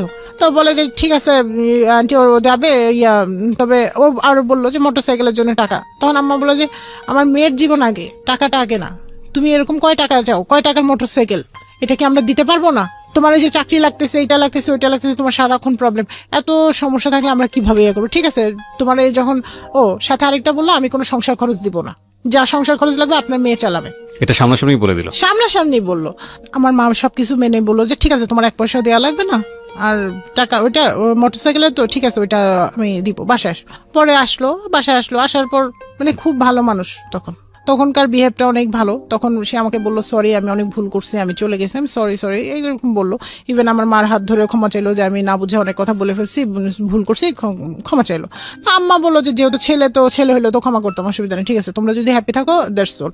পরে আম্মা 2 লাখ টাকা দিয়ে দিল। এরপরে ওর ফার্মাসিউটিক্যালসে চাকরি হয়ে গেল। যখন মানে চাকরিটা পেলো, মানে তখন আমার সাথে আরেকটু দুর্ব্যবহার, মানে তার তো ভালো কিছু হয়ে গেছে, এখন তার আমার সাথে দরকার নেই, আমার সাথে দুর্ব্যবহার। ইভেন আমার বাচ্চা হওয়ার টোটাল খরচ কিন্তু আমার বাবা বেয়ার করছে, সে 1 পয়সাও দেয় নাই। বা ইভেন তার ভাই বা সে, তার কাছে আমি টাকা, নিজের টাকা দিছি, নিজে 5,000 টাকা দিয়ে বলছি যে কোনো কিছু যদি লাগে তোমার কাছে, যেহেতু তুমি এই মুহূর্তে চাকরি ছেড়ে দিছো হয়তো টাকা পাচ্ছ না, তো এই টাকাটা তুমি রাখো, যদি আমার প্রয়োজনে কিছু লাগে বা কোনো কিছু লাগে। সে সেই টাকা দিয়ে কি করছে, সে সেই টাকা দিয়ে তার অফিস কলিগদের সাথে রেস্টুরেন্টে খাইছে, বাট আমার বাচ্চা বা আমার জন্য বা একটু মিষ্টিও নিয়ে আসে নাই, সেও না তার ভাইও না, কেউ না। That's very sad. হ্যাঁ কেউ না। আমার এত খারাপ লাগলো। শুধু তাই না, আবার কি করলো সেদিন আপেল কিনে নিয়ে আসছে, নিয়ে এসে কেটে, যেহেতু প্রথম ছেলে আমার শাশুড়িকে আমি সাথে রাখছি প্রথম থেকে, আমার বাবা মা তাকে নিয়ে আসছে, ইভেন সে আমার সাথে হসপিটালে আসেও, সে একটা আপেল কাটছে, আপেল কেটে তার মাকে বলতেছে খাও, আমার বাবাকে বলতেছে খাও, কিন্তু আমার মাকে আমি ওখানে শুয়ে শুয়ে দেখতেছি, আমার মাকে একবারও বলতেছে না যে মা তুমি নাও। এগুলো খুব দুঃখজনক। মা তুমি নাও এটা বলতেছে না। তো আমার মা নিজে থেকে সে যে ওই প্লেট থেকে একটা আপেলের টুকরো নিয়ে সে খেলো। তবে আমার এটা ভালো লাগছে যে আমার মা ওটা বুঝতে দেয় না, আমার মা বুঝছে হয়তো আমার মেয়েটা বুঝলে কষ্ট পাবে। তো এটা আমি একসময় আমার হাজবেন্ডকে বলছিলাম, সে অস্বীকার করছিলাম, বলে না আমি সবাইকে বলছি। তো যাই হোক, বাচ্চা হওয়ার পর এরপরে বাচ্চা হইলো, সে কি করলো, চাকরি পাওয়ার 1 মাস এখান থেকে বাসা থেকে অফিস করলো, ওর অফিসে গাড়ি দিয়ে যায় নিয়ে যায়। 1 মাস পরে সে চলে গেল। যাওয়ার পর বলতেছে যে শোনো, তুমি যদি আমার সাথে সংসার করতে, আমি আর ওইখানে যাবো না, আমার ওইখানে সংসার করতে ভালো লাগে না, তুমি আমার সাথে সংসার করতে চাইলে গাজীপুর চলে আসো। আমি বললাম ঠিক আছে, আমি গাজীপুরে সংসার করবো, বাচ্চা নিয়ে আমি গাজীপুরে আসবো, তুমি ওইখানে বাসা নাও। ওর হচ্ছে কথায় কথায় ওর একটা ছিল যে আমি তোমার সাথে সংসার করবো না, আমি চলে যাবো, বাচ্চা হয়েছে কি, বাচ্চা দিয়ে তুমি আমি আটকাইতে পারবা, এটা বলতো। ও বললো আমি গাজীপুর বাসা, আমি বললাম গাজীপুরেই আমি যাবো, আমি গাজীপুর, কারণ আমার তখন চাকরির শুরুর পর্যায়ে, মানে আমি পার্মানেন্ট না তখন। তো যার ফলে আমি এই চাকরি ছেড়ে দিলে আমার কোনো নাই, ওরকম না, যে আমার কথা হচ্ছে তুমি যদি স্বাবলম্বী হও তাহলে তোমার টাকায় আমি চলতে পারবো, আমার কোনো সমস্যা নাই।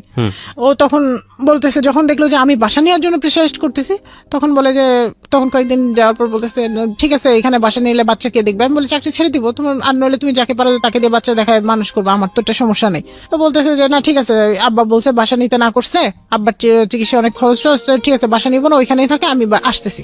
এই বলে সে আসলো। আসার পরে সে তার মানে যা বেতন পাইলো সেটা নিয়ে আসলো। নিয়ে আসার পরে সে বলতেছে যে আমাদের মা ছেলেকে কিছু শপিং করে দিল, দিয়ে সে সব টাকা নিয়ে বাড়ি চলে গেল। বললো কিছু টাকা বাড়ি আগেই পাঠাই দিছে, বলতেছে যে এই টাকা দিয়ে কোরবানি দিব। আমি বললাম যে ঠিক আছে, আমি তো অসুস্থ, আমি যেতে পারছি না, তুমি ছেলে তুমি যাও, গত ঈদ আমার সাথে করছে, ঈদ তোমার বাবা মার সাথে করো।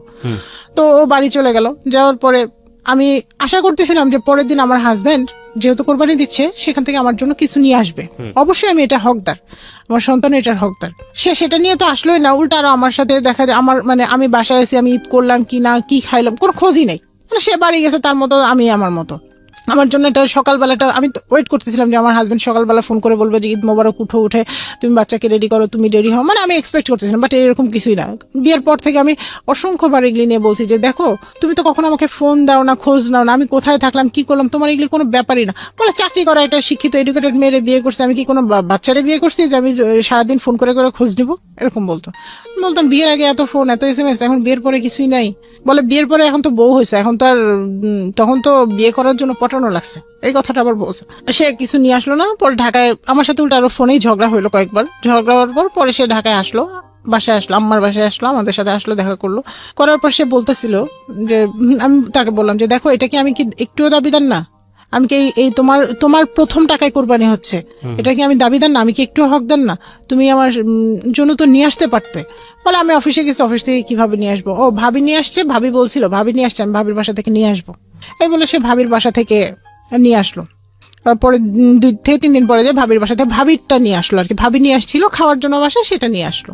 তো যাই হোক নিয়ে আসছে, আমি আমার বাবা মার কাছে ওইভাবে প্রেজেন্ট না করে আমি বলতেছি যে আমার শাশুড়ি এটা পাঠাইছে তোমাদের জন্য, এইভাবে প্রেজেন্ট করছে। তো তার জানে না যে আমাদের ভেতরে এই বেটেগুলি থাকে, এগুলি বিছাই দাও তাহলে বসতে পারবে। আমার বাবা মা সারা জার্নি করে আমাদের সাথে গেছে, কেউ শুতেও পারতেছে না, বসতেও পারতেছে না, আর আমি বাচ্চাটাকে নিয়ে শোয়াইতে পারতেছি না। পরে আমি পাশের বাসার এক প্রতিবেশীর ঘরে যে বাচ্চাটাকে নিয়ে কিছুক্ষণ শুয়েছিলাম, তখন আমার বাচ্চা হলো 6 মাসের। তো এটা নিয়ে আমাকে অনেক কথা শুনতে হয়েছে, তারা নিজেদের ঠিক না করে আমাকে অনেক কথা শোনাইছে যে এরকম। পরে আমি আমার শ্বশুর মারা যাওয়ার পর তার বাসার সব ফার্নিচার আমি কিনি, যে আমার সন্তানের জন্য আমার দরকার, কারণ ঈদে যাবো, আমি সবসময় যাবো, আমার শ্বশুর নাই তো কি হয়েছে, ওইটা তো আমার বাসা। তো আমার শ্বশুর আবার মারা যাওয়ার আগে আমাকে কয়েকটা কথা বলছিল। আমার শ্বশুর খুবই ভালো একটা মানুষ ছিল। তো উনি আমাকে বলছিল যে মা, আমার তো অত বেশি সম্পদ নাই, যা সম্পদ আছে তোমার তো বাবার অনেক আছে, সেটা দিয়ে তোমার আর আমার ছেলের তো সুন্দর চলে যাবে, কিন্তু আমার বড় ছেলে তো শ্বশুর বাড়ি থেকেও কিছু পায় নাই, আর কিছু নাই, আমার এই সম্পদগুলো যদি আমি আমার বড় ছেলেকে দিয়ে যাই তোমার কোনো আপত্তি থাকবে? আমাকে এটা জিজ্ঞেস করছে। আমি বলছি যে আব্বা, আপনার সব সম্পদ যদি আপনার সবাইকে দিয়ে যান, আমাকে যদি 1 ফোঁটা সম্পদও না দেন আমার কোনো আপত্তি নাই, শুধু আপনি আপনার দোয়াটা দিয়ে যাবেন, আমি পারবো, এই শহরে আমি প্রতিষ্ঠিত হতে পারবো। তো উনি বলে যে ঠিক আছে মা, তোমার যখন আপত্তি নেই। তো উনি মৃত্যুর আগে ওনার সব সম্পদ, বেশিরভাগ 99% সম্পত্তি তার বড় ছেলের নামে লিখে দিয়ে গেছে, আর 1% শুনি যে একটা মাটির ঘর নাকি তার নামে দিয়ে গেছে। তো আমার ওইটা নিয়ে কোনো হেডেক নেই, ইভেন আমার এখন বলতো ওইগুলি নিয়ে কোনো ভাবনা নেই। আমার শ্বশুরের অনুষ্ঠান হলে বড় করে সব হইলো, এর মাঝে আমার শাশুড়ি, আমি রেগুলার খোঁজ নেই যে মা আপনার কিছু লাগবে কিনা, কারণ আমার শ্বশুর থাকতে হয়তো যে জিনিসগুলো দিছে ছেলের কাছে লজ্জায় তো সেই কথাগুলো নাও বলতে পারে, তো আমি জিজ্ঞেস করি, আমি রেগুলার ফোন দিয়ে জিজ্ঞেস করি। তো একদিন কি করছে, সে আমাকে, আমি ফোন দিছি জিজ্ঞেস করতেছে, সে আমাকে এত উল্টাপাল্টা ভাষায় ফোনে গালাগালি করতেছে। এরপরে বাসায় এসে আমি আবার মা বাবার সাথে সবই মোটামুটি শেয়ার করি। আমি বলতেছি মা এরকম এরকম বলছে, ইয়ে হয়েছে। এটা নিয়ে এক পর্যায়ে আমি চিল্লাচিল্লি করে পরে আমার অজ্ঞান হয়ে যায়, সেন্সলেস হয়ে যায়। বাথরুমে যাই, বাথরুমে ঢুকে সেন্সলেস হয়ে যায়। পরে আম্মা, যেহেতু আমি সেন্সলেস হয়েছি এই জন্য আম্মার মাথাটাও তখন আম্মা বলছে যে তোমার মা এগুলি এগুলি বলছে, কেন বলছে, তোমাকে তো আমরা দিছি, কেন তুমিও বলবা, তোমার মাকেও দিয়ে বলবা, সবাই বলবা, তার মানে কি আমরা কি টাকার মেশিন? তোমার কাছে আমরা অন্য কিছুই না? আমরা মা বাবার এতটুকু সম্মান পাই না? ঠিক আছে, যদি এটাই হয় তাহলে তুমি এই মুহূর্তে তোমার বউ বাচ্চাকে নিয়ে বের হয়ে যাও। কিভাবে তুমি তোমার বউয়ের চাকরি করাবা, কিভাবে কি করবা সেটা তুমি জানো, আমি জানি না। এটা আমার মা ডাইরেক্ট বললো। তখন আমি ওর বোর কাপড়ে রেডি হলাম যে চলো আমি এক কাপড়ে বের হয়ে যাবো, তুমি দেখ কোথায় রাখবা রাখো, আমার চাকরির দরকার নেই। তো সে তখন আমার উল্টা বুঝাইল, আমার শ্বশুর আমাকে যাইতে বলছে যে আমি যাবো, কেন যাবো, আমি বাড়ির ছেলে তাই আমি যাবো না। গেল না, থাকলো। এরপরে আমি সেভারাল টাইম তাকে বলতেছি যে যেহেতু আমার শাশুড়ি গ্রামে একা থাকে, আমরা বাসা নেই, পাশাপাশি আমার মার বাসার পাশে বাসা নেই, বাসা নিলে আমার দেখা যাবে বাচ্চাটাকে আমার মার কাছে সকালে রেখে গেলাম, বিকেলে নিয়ে গেলাম, অফিস থেকে ফেরার পথে নিয়ে গেলাম। সে বলতেছে না, আমি বাসা নিলে গাজীপুর নিবো, আমার মারে নিয়ে গাজীপুর বাসা নিবো। আশ্চর্য, তোমার বউ চাকরি করে ঢাকায়, তুমি খালি গাজীপুর টানো, গাজীপুর, মানে বউ বাচ্চার কোনো দায়িত্ব তার নেওয়ার কোনো ইচ্ছা নাই, নিতে বললেই মানে তার রাগারাগি উল্টাপাল্টা কথা। এভাবে চললো। ওই বলতেছে যে আমার এখান থেকে দূরে হয়, তুমি রামপুরের দিকে বাসা নাও। আমি বললাম যে খরচ কে দিবা? ও বলতেছে খরচ আমি দিতে পারবো না, তুমি দিবা, কারণ আমার এই যে টাকা পয়সা এগুলি, ওই যে বাবার অনুষ্ঠান করছে এখানে অনেক প্রায় 1-1.5 লাখ টাকা খরচ গেছে, ভাইয়ের থেকে লোন করে নিছি, এগুলি ভাইকে দিতে হচ্ছে। তারপরে আরো অনেক কিছু বলে মানে সে নাকি তার টাকা ভাইকেই দিতে হয় শুনে। তো যাই হোক, এগুলি তো শুনলাম। শোনার পরে আমি ওখান থেকে ব্যাক করে আমি বাসা দেখলাম, বাসা দেখে রামপুরা বাসাও নিলাম। নেওয়ার পরে রামপুরা বাসা নেওয়ার পরে সে বাসায় আরো আসে না। কিরে, তোমার জন্য আমি বাসা আগায় নিলাম, তুমি বাসায় আসো না, কেন আসো না? বলে আমার অফিসের অনেক কাজ। এর মধ্যে কি করলো সে, আমি ফোন দিয়ে সে আমার ফোন নাম্বারটা ব্লক করে রেখে দিছে, অন্য ফোন দিয়ে সেটাও ব্লক। সুতরাং আমি পারতেছি না কোনো মানে ওকে ট্রেস করতে। তো আমি ওর অফিসের কলিগের সাথে যোগাযোগ করে ওর সম্বন্ধে ইনফরমেশনটা নেই যে ও অফিসে না, কি ব্যাপার কি। এতেও আরো ক্ষিপ্ত হয়ে আমার বাবাকে ফোন দেয়, বলে আপনার মেয়ে এই সেই, মানে দুনিয়ার কথা, নোংরা ভাষায় গালাঙ্গি। এটা তো এমনি তো রেগুলার চলতো, আর সেটা সেদিন থেকে আরো বেড়ে গেল। আমার বাবাকে বললাম ওর ভাইকে সহ ডাক, ওর ভাই সহ আসলো। আসার পর সে এমন মানে আমার বাবা মার সামনে এমন নোংরা কথা বলতেছে, মানে যা বলার মানে বাহিরে। সে বলতেছে, তুই আমার মাকে বলতেছে, তুই আমার মা না, তুই কি আমার মা? তুই কেন বলিস বাড়িঘর করার কথা? আমার ছেলে রাস্তায় থাকবে, তোর সমস্যা কি? এরকম ভাষা। তার ভাইও কিছু বলতেছে না। এখন আমার বাবা উল্টা বিরক্ত হয়ে আমার গালেই 2টা চড় দিছে। ওরা না শাসন করে আমারই চড় দিছে, যে কারণ আমার বাবার কেন চড় দিছে আমি বুঝছি, যে আজকের এই বেয়াদবিটা আমার জন্যই সে সাহস পাইছে। কেন সাহস পাইছে? তাকে বিয়ে তো আমিই করছি, আমার ফ্যামিলি তো বলছে যে এই মানে এই ছেলেকে করো না, সমস্যা আছে। তো যাই হোক, পরে আব্বা বললো যে তোমরা আলাদা বাসা নিবা, আমি আর তোমাদের লাইবিলিটিস নিবো না, তোমরা আলাদা বাসা নিয়ে তোমরা কিভাবে ভালো থাকবে থাকো। ভালো কথা। এখন তোর মাথায় বোঝা একটা পড়লো যে আলাদা বাসা নিতে হবে। দেন সে কি করলো, বললো যে আচ্ছা ঠিক আছে আলাদা বাসা নিবো, আমরা আলাদা বাসা নিবো। ওর ভাই আবার বুঝাইলো, আঙ্কেল রাখেন, ও তো মাথা গরম। তো বলে যে বাবা আমি রাখতে তো আমি এত কিছু শুনতে পারবো না, এত সমস্যা, এত কিছু, তা ওরা ওদের মতো ভালো থাকলে থাকুক, এটা বললো। বলার পরে এগিয়ে গেল। এরপরে আসলো, ওইটা ছিল, ও কি করলো, একদম ওই ঝগড়া করে ব্যাগ ট্যাগ গুছাই নিয়ে একবারে হোস্টেলে যায় উঠলো। ওর বসের কাছে আমি ফোন দিলাম, দিয়ে বললাম যে স্যার এই ব্যাপার দেখেন তো, ওকে একটু বুঝাইতে পারেন কিনা। তো বলতেছে যে আচ্ছা ঠিক আছে তোমরা আলাদা বাসা নাও। উনি আবার পরামর্শ দিল যে তোমরা আলাদা বাসা নাও, নিলে দেখবা সব ঠিক হয়ে গেছে। তা আমিও চিন্তা করলাম যে আলাদা বাসাই নেই।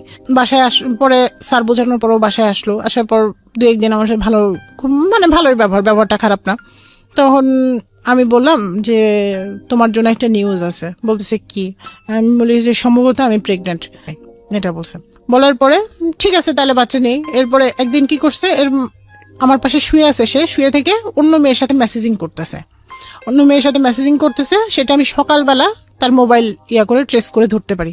মেসেজিং এ লেখা তুমি খুব দেখতে কিউটি, তারপরে মানে সে আমার কাছ থেকে তো যা পাওয়ার পাইছে, এখন সে অন্য মেয়েদের ইমপ্রেস করার চেষ্টা করতেছে, যদি আবার অন্য কোনো নতুন মেয়ে এখন পটাইতে সে পারে।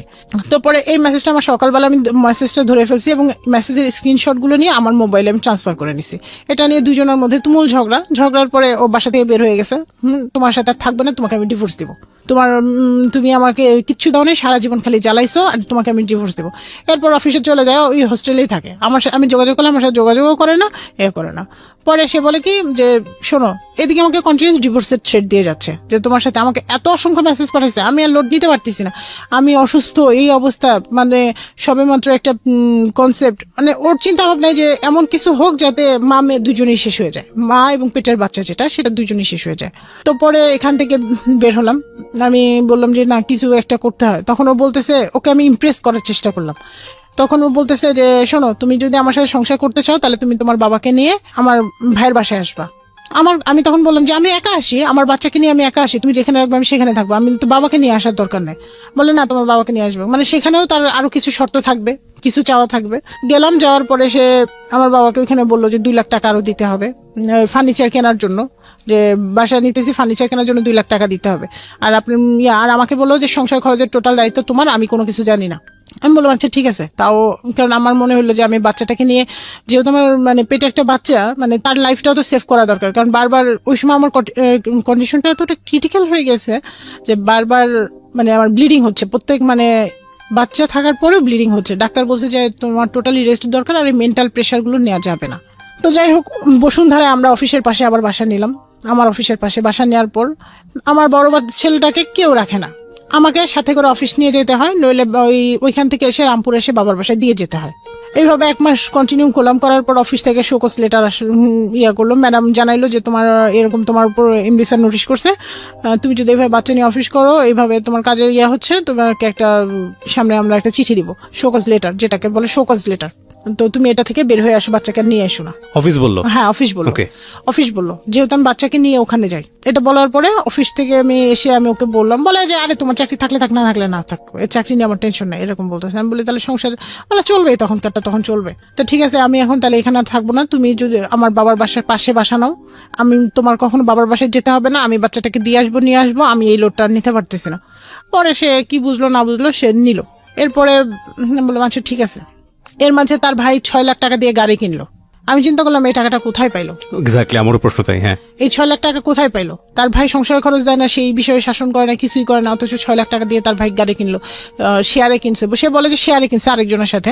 তো যাই হোক, দেখতাম যে ভাবির মানে আমার চেয়ে ভাবির খোঁজটা অনেক বেশি নেওয়া হতো, যে কোনো প্রতিদিন মানে রেগুলার ভাবিকে ফোন, ভাবির বাচ্চার খবর, ভাবি কোনো টাকা পয়সা লাগবে কিনা সেটা জিজ্ঞেস করা সব। কিন্তু আমার কিছু লাগবে কিনা বা আমার কোনো কিছু প্রয়োজন কিনা কোনোদিন জিজ্ঞেস করে না। আমার এই বিষয়গুলো খুব দৃষ্টিকটু লাগলো। কি রে, আমাকে জিজ্ঞেস করে না, আমাকে না জানায় তার ভাইয়ের বাসায় যায়, তার ভাইয়ের অ্যাবসেন্সে তার ভাবির সাথে গল্প করে আসে, বাট সে এইগুলি বিষয়ে কিছুই জানে না। আমি তার বিভিন্ন মোবাইল থেকে বিভিন্নভাবে ট্রেস করতে পারি। তো যেহেতু এই মেয়ের বিষয়টা নিয়ে আমার আরো মানে কনফিউশনটা ক্লিয়ার হয়ে গেল।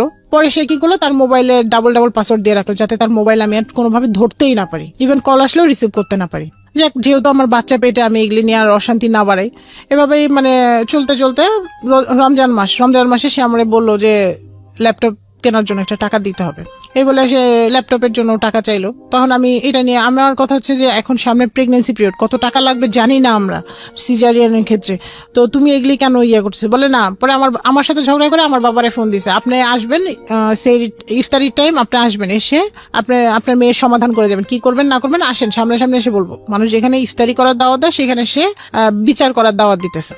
তো আমি ন্যাচারালি আমার বাবাকে ফোন করে বললাম যে তোমার আসা দরকার নেই, এরা এগুলি সারা বছরই করবে, এগুলি নিয়ে তোমার থাকা মনে দরকার নেই, তোমার আসা দরকার নেই, যা পারে করুক, বলছে বলুক। পরে আমার বাবা আর আসে নাই, আমি না করাতে আমার বাবা আসে নাই। আর আমার ছেলেটা বেশিরভাগ সময় দেখা যায় আমার বাসায় থাকে, আমি যাই নিয়ে আসি দিয়ে আসি, এরকম করে চলে।